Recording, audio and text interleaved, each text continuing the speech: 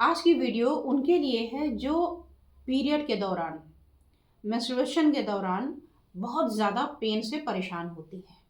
तो अगर आपको भी ऐसी कोई परेशानी है या आपके आसपास किसी को ये परेशानी है तो फिर ये वीडियो आप लास्ट तक देखिए ताकि आपको सारा समाधान मिल जाए। और लास्ट में बताऊंगी एक्यूप्रेशर का पॉइंट जो होगा धमाकेदार और इमीडिएट पेन में दिलाएगा लाभ। तो मैं हूं डॉक्टर अर्चना और आप देख रहे हैं आपका अपना हेल्थ चैनल अर्चना दुबे एक्यूप्रेशर, जिसका उद्देश्य होता है 1 या 2 पॉइंट के माध्यम से आपकी सहायता करना। और अगर समस्या गंभीर है, 1 या 2 पॉइंट से काम ना बने, तो उसके लिए मैं ऑनलाइन कंसल्टेशन करती हूँ।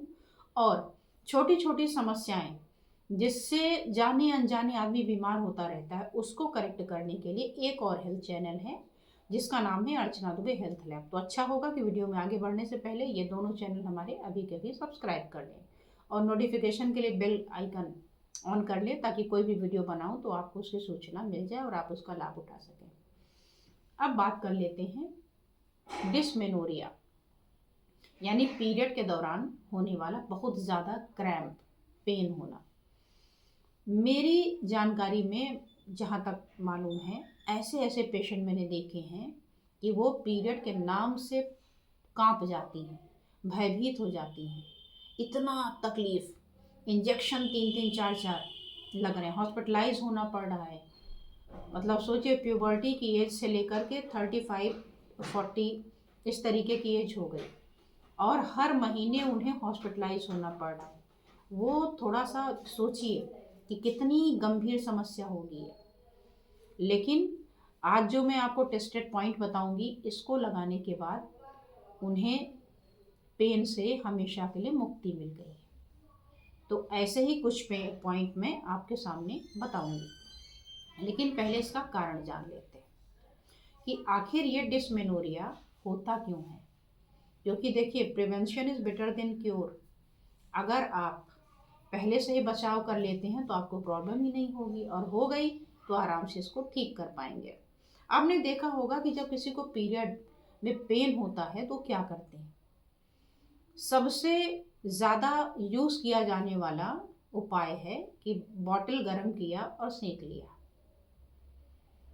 बॉटल से गर्म करके सेंकने का क्या मतलब हुआ? इसका मतलब हुआ कि अंदर कुछ ठंडा है, उसको बाहर से गर्म कर दिया गया, तो जो क्रैम्प हो रहा है वो रिलैक्स हो गया। लेकिन पहले हम यहाँ पर सीखेंगे कि आखिर ये डिस्मेनोरिया यानी पेनफुल पीरियड ये कितने तरीके के होते हैं, क्या क्या कारण हैं, और ये जो पॉइंट आप लगाएंगे तो ये क्या करेगा, किसको ठीक करेगा। ठीक है, तो सबसे पहले जो डिस्मेनोरिया है यानी पेनफुल पीरियड है, ये होता है 2 तरीके का। एक होता है प्राइमरी और दूसरा होता है सेकेंडरी। प्राइमरी का मतलब वो होता है जिसमें कोई और कारण की वजह से ये नहीं आया है, अपने आप में जो उसके हार्मोन्स हैं, जैसे प्रोस्टाग्लैंडिन है, इस तरीके के हार्मोन में आए कुछ चेंजेस की वजह से हो गया। दूसरा किसी और कारण, जैसे एंडोमेट्रियोसिस है, यूट्राइन फाइब्रॉइड है, इनकी वजह से पेन आता है, जिसको सेकेंडरी डिस्मेनोरिया कहा जाता है। तो सबसे पहले प्राइमरी पे बात करते हैं। प्राइमरी मैंने बताया कि प्रोस्टाग्लैंडिन, अगर इन हार्मोन, इन इसमें जो केमिकल्स होते हैं, इनकी वजह से क्या होता है, प्रोस्टाग्लैंडिन इस विशेष रूप से ये यूट्रस में कॉन्ट्रैक्शन को बढ़ा देता है, इसका हाई लेवल, और ब्लड को रिड्यूस कर देता है। जो ब्लड फ्लो हो रहा है तो उसको रोक देता है धीरे धीरे। अब आपका जो यूट्रस है वो बाहर निकालना चाह रहा है, और इसका हाई लेवल प्रोस्टाग्लैंडिन का ये उसको रोक रहा है। तो इसी उहापोह में क्या होता है, दर्द शुरू होता है निकालने के लिए, खींचने के लिए। तो ये तो होता है आपका प्राइमरी डिस्मेनोरिया। दूसरा होता है सेकेंडरी डिस्मेनोरिया। सेकेंडरी डिस्मेनोरिया में बहुत सारी बीमारियां हैं जिसकी वजह से ऐसा हो जाता है। इसमें प्रोस्टाग्लैंडिन का एज सच कोई रोल नहीं है। अब इसमें नंबर 1 आता है एंडोमेट्रियोसिस, जो आज की बड़ी गंभीर समस्या हो रही है। इसमें क्या होता है, इसमें यूट्राइन की जो लाइनिंग है वहाँ से एक टिश्यू ग्रो कर जाता है यूट्रस के आउटसाइड में, उसकी वजह से फिर खिंचाव पैदा होता है और दर्द होता है पीरियड के टाइम पे। दूसरा यूट्राइन फाइब्रॉइड, यानी कि नॉन कैंसरस वाली, कैंसर वाली कोई गांठ नहीं, नॉन कैंसरस फाइब्रॉइड अगर यूट्रस में है कोई गांठ है, जिसको साधारण भाषा में रसौली, ट्यूमर ये सब बोलते हैं, तो इसकी वजह से भी ये गांठ होता है। इसके अलावा होता है एडिनोमायोसिस। इसमें क्या होता है कि यूट्रस की जो लाइनिंग है ना, वहाँ से टिश्यू ग्रो करता है muscular wall of the uterus में, अंदर अंदर ही, तो उसको बोल देते हैं हम एडिनोमायोसिस। इसके अलावा अगर बात करें तो अगर आपके नीचे के ऑर्गन में स्वेलिंग आई है, जिसे हम पीआईडी बोलते हैं, यानी पेल्विक इन्फ्लेमेटरी डिजीज, तो अगर सूजन आ गया, ये किसकी वजह से होता है? इन्फेक्शन वगैरह की वजह से। कॉलेज गोइंग हैं आप, या कहीं कोई ऐसे ऑफिस में काम करते हैं जहाँ हाइजीन वगैरह मेंटेन नहीं होती, तो इस तरीके में ये आपके पेल्विक इन्फ्लेमेटरी डिजीज होकर के पेन हुआ करता है। इसके अलावा होता है सर्विकल स्टेनोसिस। ये सर्विकल स्टेनोसिस क्या है? स्टेनोसिस माने कड़ापन या नैरोविंग कह लीजिए। तो ये सर्विकल का मतलब जो वेजाइना के आसपास की का एरिया होता है, उसको सर्विक्स बोलते हैं, तो उसका कड़ा हो जाना, हार्ड हो जाना, नैरो हो जाना, तो उसको, उसकी वजह से भी ये परेशानी होती है। इसके अलावा अगर एंड्रोमेट्रियल पॉलिप है, छोटे छोटे छोटे छोटे ग्रोथ हो गए हैं यूट्रस की लाइनिंग में, तो उसकी वजह से भी होता है। इसके अलावा होता है अगर आपने इंट्रायूटराइन डिवाइस यूज़ किया है, कुछ बच्चे के लिए जो लोग यूज़ करते हैं, तो उससे भी ये परेशानी आपकी बढ़ती है। या आपके क्रैम्प्स वगैरह अगर पहले से हो रहे हो तो इसको और वर्स कर देता है। और ये वो कारण हैं प्राइमरी और सेकेंडरी जो आपको कहीं भी मिल जाएंगे पढ़ने और सुनने को। इसके अलावा कुछ ऐसी चीज़ें होती हैं जो बुक में नहीं होती हैं, इसको आप किसी अपने बड़े से सीखते हैं पर्सनल एक्सपीरियंस के तौर पे। तो मैंने जो अपने गुरुओं से सीखा, डॉक्टर GC अग्रवाल से, खेमगा सर से, अब वो बताती हूँ कि अगर पीरियड के दौरान हैवी ब्लीडिंग हो रही है, और हैवी ब्लीडिंग में जो पैड वगैरह यूज़ किए जा रहे हैं लंबे समय तक यूज़ किए जाएं, या बहुत देर तक गीला रहे वो जगह, तो ऐसे में यूट्रस को ठंड लग जाती है, तो ठंडक की वजह से ये पेन हुआ करता है। तो अगर बहुत ज़्यादा ब्लीडिंग हो रही है, उसके साथ वाले को ये क्रैम्प है, तो उसमें ये रूल लागू होता है। इसके अलावा कपड़ा गीला रह गया, गर्मी के टाइम में टाइट टाइट कपड़े पहने हुए हैं और काफ़ी देर तक उसी पोजीशन में बैठे हुए हैं, तो ऐसे में भी ठंडक वहाँ पहुँच जाती है। ठंडे एरिया में आप बहुत ज़्यादा रहते हैं, तो ये बहुत सारे ऐसे कारण हैं जिनकी वजह से कहते हैं कि यूट्रस ठंड खा गया।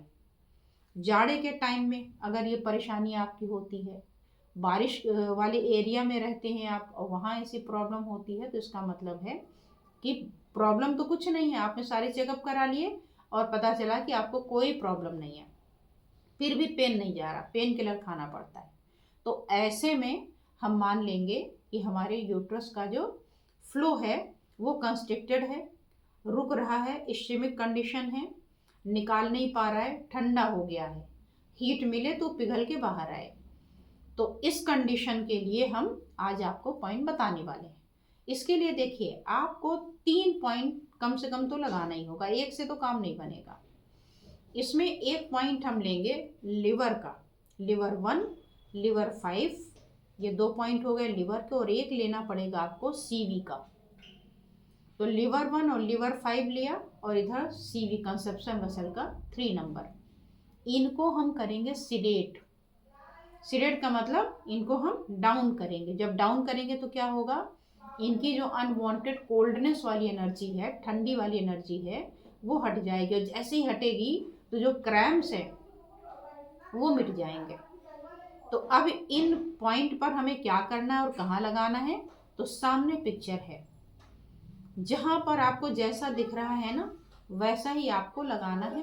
मैग्नेट और टेप लगाने के लिए क्या होता है कि इसमें येलो और वाइट मैग्नेट होते हैं, इस तरीके से, एक सिरा वाइट और येलो इस तरीके से होते हैं।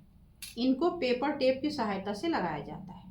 तो पेपर टेप लेंगे, निकालेंगे और इसमें चिपकाएंगे मैग्नेट, इस तरीके से जो पार्ट आपको दिख रहा है येलो, वो इस तरीके से येलो दिखना चाहिए, और पीछे आप देखेंगे तो ये वाइट दिखेगा। तो जैसा आपको पिक्चर में दिखाया हुआ है, ये मैं एक प्रैक्टिकल के लिए दिखा देती हूँ। इस तरीके से आपको लगा देना है, यहाँ भी और यहाँ भी। इसको लगा के छोड़ देना है आपको 12 घंटे के लिए। जिस समय दर्द हो रहा हो उस कंडीशन में आपको लगा के छोड़ देना है। दूसरा ये करना है कि जब आपका पीरियड ओवर हो जाए तो अगला पीरियड आपका सही से आए तो इसको पूरे मंथ तक लगाते चले जाइए। यानी उस दौरान तो आपको इमीडिएट रिलीफ के लिए चाहिए, लेकिन अगर आप चाहते हैं कि परमानेंटली हमारी प्रॉब्लम सॉल्व हो जाए तो इस पॉइंट को हमेशा 1 मंथ के लिए आपको लगाना है, पीरियड आने के पहले तक। फिर आप जब पीरियड आ जाएगा तब आप वॉच करेंगे कि इसमें आपको पेन नहीं हो रहा है। पहला ये करना है। दूसरे ऑप्शन में हम कलर का यूज़ करते हैं। कलर कौन सा होता है? नॉर्मल, वो स्केच पेन ही होता है, कोई ब्रांड या कोई उसका मतलब नहीं होता। कलर स्केच होना चाहिए। कौन कौन सा स्केच होगा तो सामने देखिए, उसमें भी अलग अलग कलर आपको दिखाए गए हैं। तो जहाँ पर जो जो कलर दिखाया गया है, सिंपल आपको हाथ में वो कलर लगाना है। मैग्नेट का यूज़ मैंने देखा है किया हुआ, वो ज़्यादा इफेक्टिव होता है, लेकिन कुछ लोगों को मैग्नेट लगाने में मुश्किल होती, बार बार हैंड वगैरह वॉश करना होता है तो उनको कंफर्टेबल नहीं होता, तो कभी कभी कलर मैं रेकमेंड कर देती हूँ। तो कुछ लोगों को सुविधा में कलर ठीक होता है, तो आप देख लीजिए कि कलर से अगर फ़ायदा होता है तो ठीक है, और नहीं तो फिर आपको मैग्नेट पे स्विच करना होगा। अब ये मैग्नेट कहाँ मिलेंगे, टेप कहाँ मिलेगा, तो उसके लिए भी मैं नंबर दे देती हूँ, यहाँ पर आप ऑर्डर करके मंगा सकते हैं और लगा सकते हैं। और फिर मैं बोल रही हूँ कि अगर 1 या 2 पॉइंट से आराम ना हो तो इसका मतलब ये नहीं कि एक्यूप्रेशर बेकार है, इसका मतलब कि प्राइमरी और सेकेंडरी में से कोई चीज़ हो सकती है, तो फिर इसके लिए आपको ऑनलाइन कंसल्टेशन करना चाहिए।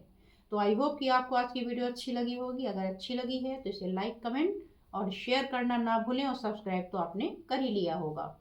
साथ ही अगर आप चाहें तो इंस्टाग्राम और फेसबुक पर भी मैं इस तरीके की वीडियो लेकर आती रहती हूँ, वहाँ पर भी आप हमें कर सकते हैं फॉलो। आज बस इतना ही। Thank you so much.